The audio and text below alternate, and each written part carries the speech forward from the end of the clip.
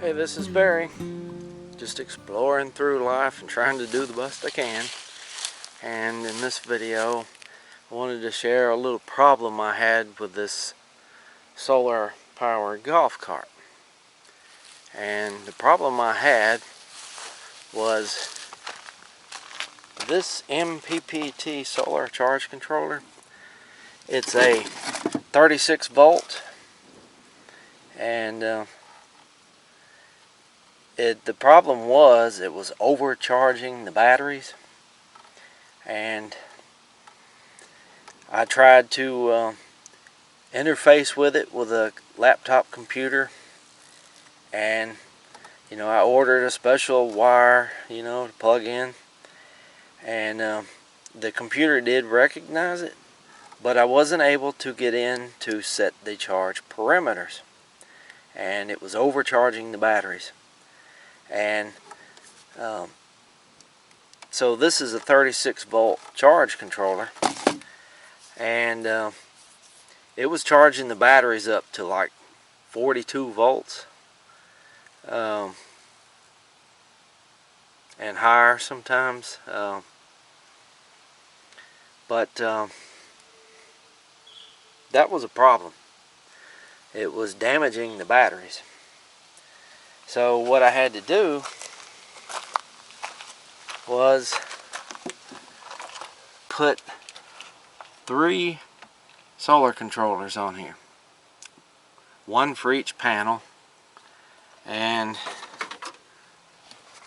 this solar charge controller is not a MPPT, but it's just a cheap PWM solar charge controller. And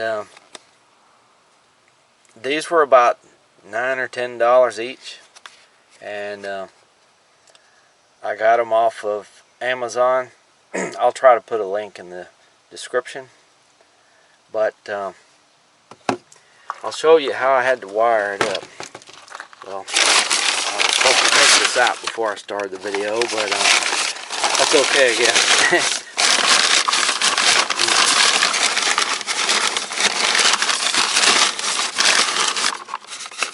Okay, I had another golf cart years ago that I did the same thing on, and the way I was able to wire it up,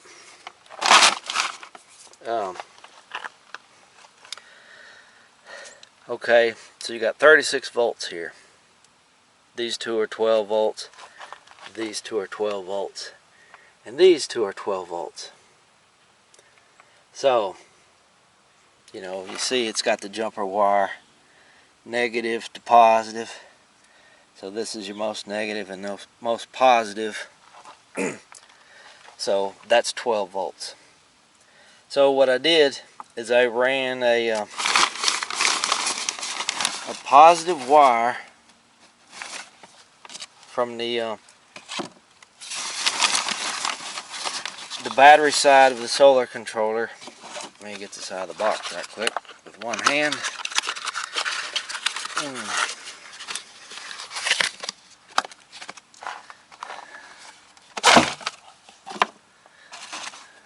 Okay. So the battery, these two screws in the center here, positive and negative. Ran the positive to the most positive here, and ran the negative to the most negative. So that's why you have to have 3 solar controllers. One solar controller for this set that make 12, one for this set that makes 12, and one for that set that makes 12. So you simply run your solar panel wires to here. But there's one thing that's very important I should say right here. Under no circumstances do you want to go ahead on and wire up your solar panels here without first having your battery wires connected. that would be a rule. First thing you do is connect your battery wires first, because if you don't have the battery wires connected first and you connect the solar wires first, then the solar controller is going to be taking the full amount of juice from that panel, and it may fry some of the circuitry. But with the battery plugged in, it has somewhere for that to go instead of just potentially destroying the solar controller. So before you even think about hooking in your solar panel wires to this, hook up the battery wires to this first. And if you need to disconnect the battery later, first disconnect your solar wires, because if you forget to do that, when you disconnect that battery from the controller, it may fry. And what I did here is I put some inline fuses here so that I could conveniently disconnect the solar panels from the controller first. And this, I don't know if you can see it here, the hot wire here, that's the hot wire for one of the solar panels here. There's a fuse. So before you say you have to clean some battery connections or disconnect the battery for any reason, you just pull this out so that the solar panel is no longer connected to the charge controller, so you don't damage it. But that's pretty much it. And this is working great. And the batteries kind of got a little damaged from all the overcharging.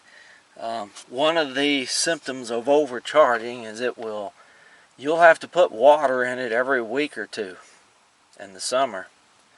I know down here in the south, for several years in the summer, we were continuously having to refill these batteries. I mean, gallons of water. And we don't have to do that anymore, because these may be really reasonably priced, let's say. You can set the voltage parameters with these buttons here, and that's what I was able to do to these. There was only one of them that I couldn't set for some reason, but it was pretty close on the voltage parameters anyway. So these have been working great this summer, and but I just wanted to show you, because it is kind of expensive to find a 36 volt solar controller.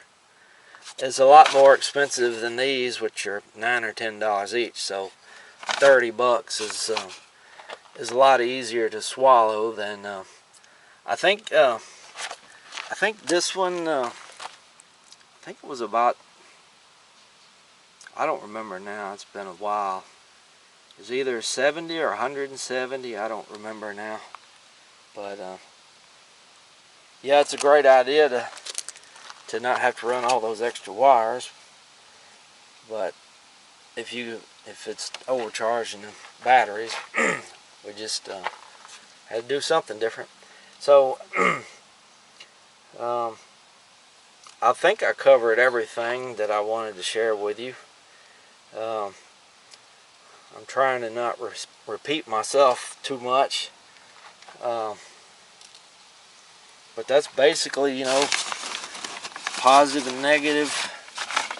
I already showed you that, but I think that's it. If I forgot anything and you really want to know the answer to a question, if I missed something, well, just let me know, and I'll try to check on the comments.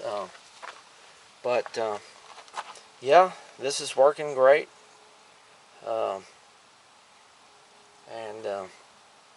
But these batteries, like I said, they started to act like they didn't want to hold a charge after all the overcharging. But after these controllers were on there, I think it's what is it?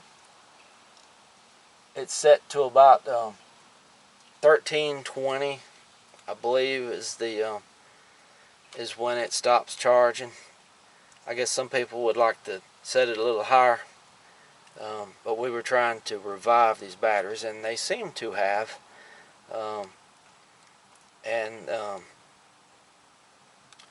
But that's just something you don't want to do, is overcharge. Okay, well, appreciate you watching my videos, and trying to organize a few more videos coming up here, and been doing a lot of work on the cargo trailer this summer and other things, and hopefully I can share some of that with you. Okay, thank you for watching.